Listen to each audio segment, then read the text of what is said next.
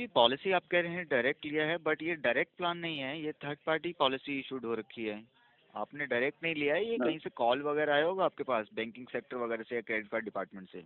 मैंने शायद नहीं, जहाँ तक मुझे याद है मैंने वेबसाइट से लिया था डायरेक्ट उनके। नहीं नहीं, वेबसाइट से नहीं लिया होगा, प्रीमियम आपने ऑनलाइन पे किया होगा हाँ, कंपनी को। हाँ, हाँ। बट पॉलिसी जो लिया हुआ है ना आपने, ये थर्ड पार्टी से पॉलिसी लिया हुआ है, बिकॉज आप इस अमाउंट को जो कह रहे हैं ना, पॉलिसी अनक्लेम अमाउंट 82,270 के अराउंड का अमाउंट है जिसके रिगार्डिंग आप बात कर रहे हैं मेरे से। हुँ, हुँ, हुँ, हुँ। तो इसमें अगर आपका डायरेक्ट प्लान होता है ना सर, तो इसमें कंपनी आपसे वेरिफिकेशन नहीं करती है, इसका अमाउंट को सिर्फ आपके अकाउंट में क्रेडिट कर देती है, सिर्फ आपसे कैंसिल चेक लेती है, ये आपका पासबुक का कॉपी या बैंक का स्टेटमेंट लेती है, उस अकाउंट में कंपनी से डायरेक्टली वो क्रेडिट हो जाता है अमाउंट। नहीं, मैंने जहाँ तक मुझे याद है मैंने वेबसाइट से लिया था भाई, ये जो है मैंने अपना खुद लॉगिन करके परचेज़ किया था। मतलब कोई बीच में आप कह रहे हैं कोई इन्वॉल्वमेंट नहीं था थर्ड पार्टी का, कोई कॉल वगैरह कोई ब्रीफिंग वगैरह नहीं नहीं, नहीं, की गई थी प्लान की। थर्ड पार्टी का तो नहीं था कोई। बट यहाँ पर मैं फाइल आपका डिटेल लॉगिन कर रहा हूँ, तो इसमें तो थर्ड कौन पार्टी वहाँ कोई पे मेंशन नहीं कर रहा है। कौन शो हो रहा है वहाँ पर? मतलब कोई ब्रोकर शो हो रहा है क्या वहाँ पे? नाम मेंशन नहीं होता पॉलिसी में सर, कोड मेंशन होता है। वो जो आईआरडीआई का आपने नाम सुना होगा ना, उसका एग्जामिनेशन पास करने के बाद जो कोड मिलता है एजेंट्स वगैरह को, किसका? तो वही कोड आई मेंशन करते हैं। IRDI? हाँ, IRDI, insurance regulatory development authority of India. अच्छा, ओके। हो सकता है फिर, अब मुझे उतना, क्योंकि पुराना केस है उतना मुझे याद नहीं है। ये तो लगभग मैं वही अभी आपको वही चेक कर रहा था फाइल वगैरह, हुँ, क्योंकि हुँ। अगर आपसे वेरिफिकेशन कंपनी कर रही है सर, तो थर्ड पार्टी केस में ही वेरिफिकेशन होता है। अगर आपका डायरेक्ट कंपनी का D2C रिलेशन वाला पॉलिसी होता है, तो उसमें कंपनी वेरिफिकेशन नहीं करती है, डायरेक्टली आपके अकाउंट में अमाउंट क्रेडिट करती है। ठीक है। अच्छा, अच्छा। और ये पॉलिसी में ये जो अमाउंट बेनिफिट दिया गया है आपको, ये पॉलिसी इसका कोई यूजेस नहीं लिया आपने, कोई मेडिकल क्लेम्स वगैरह, कोई हेल्थ चेकअप वाउचर्स वगैरह का यूज़ नहीं किया है, हुँ, तो हुँ। कंपनी ने उस बिहाफ पे ये बेनिफिट डिक्लेयर किया था। बट इसको आपको 31 मार्च 2023 से पहले ही क्लेम करके विड्रॉल कर लेना चाहिए था। उस टाइम पे कॉल नहीं आया था क्या आपके पास? नहीं, कोई कॉल तो नहीं आया था मेरे पास। कोई बात नहीं है, मैं यहाँ से हमारी हैंड से रिक्वेस्ट चल जाएगी आईआरडीआई में एजेंट को डीएक्टिवेट होने के लिए। बट इसमें आपको हमारी कंपनी को 35 डेज़ का मैक्सिमम टाइम देना पड़ेगा, क्योंकि कंपनी इसमें 35 डेज़ का टाइम लेती है। 15 से 20 डेज़ आपके जो है नीलेश जी, वो आईआरडीआई से एजेंट को डीएक्टिवेट होने में लगते हैं।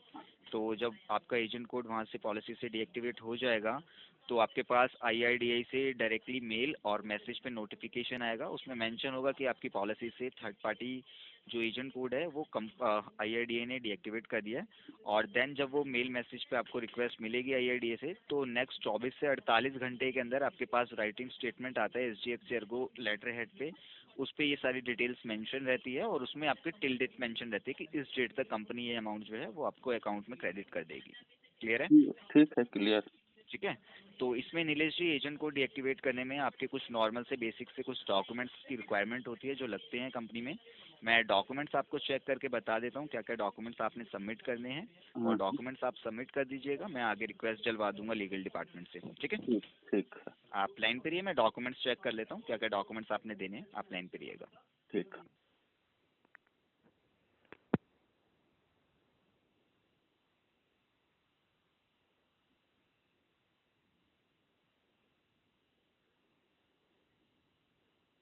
अरे, फॉर्म सबमिट करने में पैसा माँग रहा है, ₹1000 एडवांस।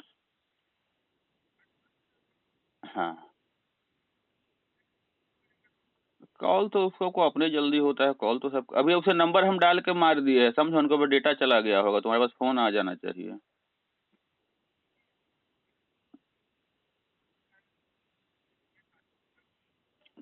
True collar.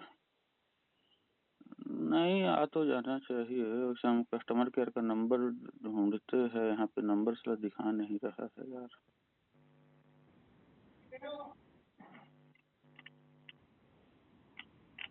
एयरटेल। इतना बड़ा का चीज़ खोल के बैठल है, कस्टमर केयर का नंबर नहीं दिया हुआ। हेलो। हाँ जी सर। हाँ नीलेश जी, डॉक्यूमेंट नोट कर लीजिए, नोट करने हैं आपने तो। बताइए। एक इसमें नीलेश जी आपका फुल साइज फोटो लगेगा, मतलब लाइव फोटो लगेगा। वो आपके ठीक, फ़ोन में कोई आपका सिंगल फोटो हो तो आप वो दे सकते हैं, नहीं तो अदरवाइज किसी से अपने फ़ोन से फ़ोटो कैप्चर करवा के वो सबमिट कर सकते हैं। ठीक है। ठीक, ठीक है। सेकंड इसमें जो डॉक्यूमेंट रहेगा सर आपका, वो आपका लगेगा रेजिडेंशियल प्रूफ। रेजिडेंशियल प्रूफ में आपका आधार कार्ड का फोटो लगता है, फ्रंट और बैक बोथ साइड का, ठीक है। ठीक है।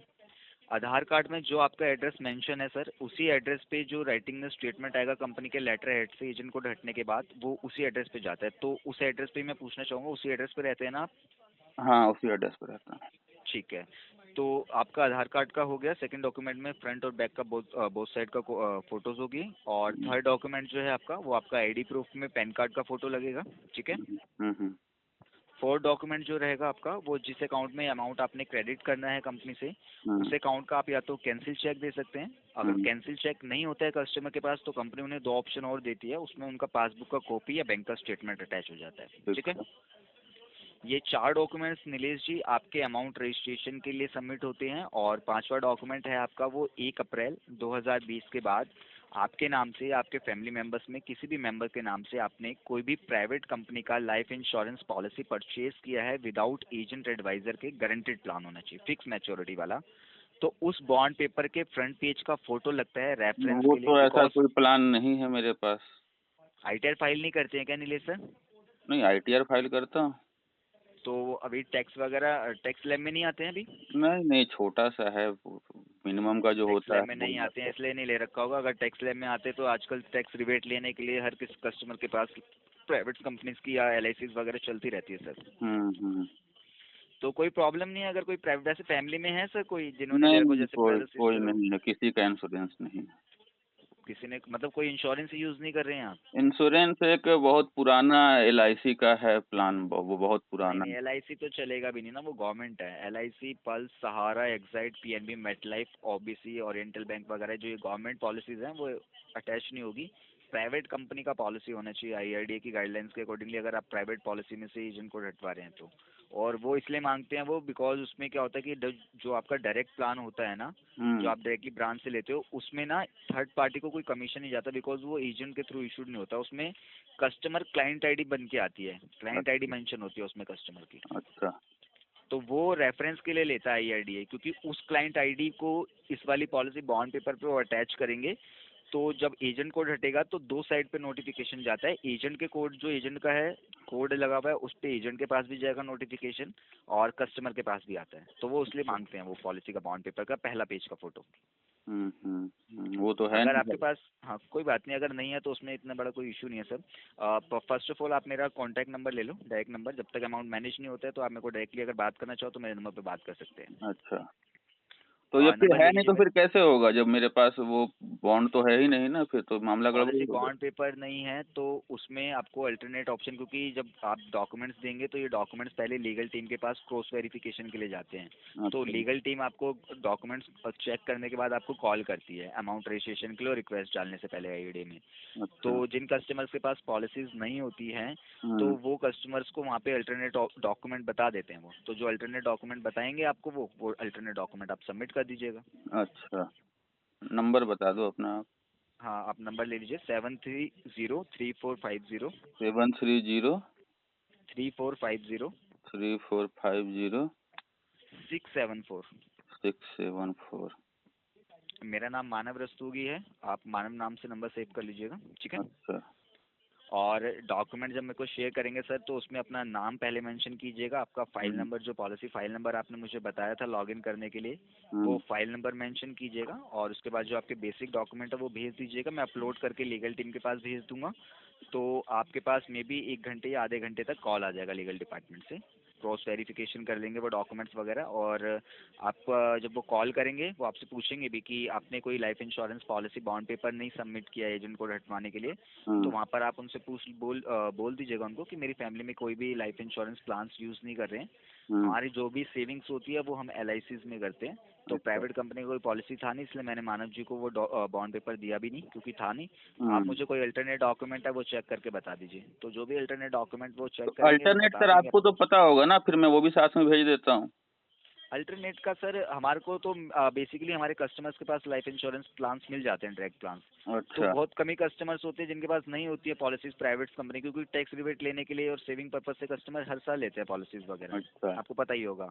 तो हम्म। आपने नहीं ले रखी है क्योंकि उतना आपका मतलब इतना टैक्स वगैरह जाता नहीं होगा, या फिर सेविंग्स वगैरह उसमें कर नहीं रहोगे प्राइवेट कंपनी में, तो हमें मिल जाते हैं कस्टमर्स के पास, मैक्सिमम कस्टमर्स के पास होती है। जो हमारी हेल्थ पॉलिसीज यूज़ करते हैं उनके पास मैक्सिमम लाइफ इंश्योरेंस प्लान्स होते हैं कंपनी के डायरेक्टली। जिन अच्छा पे एक आधा कस्टमर अगर नहीं ले रखा है तो फिर उसके लिए वो लीगल टीम ही हेल्प करती है, अल्टरनेट डॉक्यूमेंट्स का ऑप्शन उनके पास होता है, वही बताते हैं अच्छा, आपको। क्लियर है? ठीक ठीक है सर। ठीक है। बाकी और कोई क्वेश्चन हो, कोई डाउट हो, कोई क्वेरी हो आपकी, तो आप मेरे से हाँ क्लियर कर सकते क्वेश्चन हैं। है ना, एक क्वेश्चन था। जी जी पूछिए। मेरा जो भाई है ना छोटा वाला, जी। वो दिल्ली पुलिस में है, ठीक है। और ये नंबर लेके अगर उसके पास चला जाऊंगा ना तो कहीं से भी टंगवा लेगा तुम्हें। समझा नहीं आपकी बात में। मैं IRDA का एजेंट हूँ साले। आप IRDA के एजेंट हैं? हाँ अच्छा। है ना, और मुझे बता रहे हो कि ये क्या कहते हैं रिफंड आया है। हाँ अरे ठगने का आप ना IRDA में ऐसा है आप ना, IRDA में एजेंट ऐसा है हैं? ना बच्चे, अगर किसी को ठगने जाओ ना तो उसका पूरा जो है ना बैकग्राउंड पहले चेक करवा लिया करो। आगे बात समझ में? हेलो हेलो हेलो, अबे कहाँ मर गया भाई तू? अबे जिंदा है मर गया? भोसड़ी के हमको ठगने चले हो, मादर चोद साले।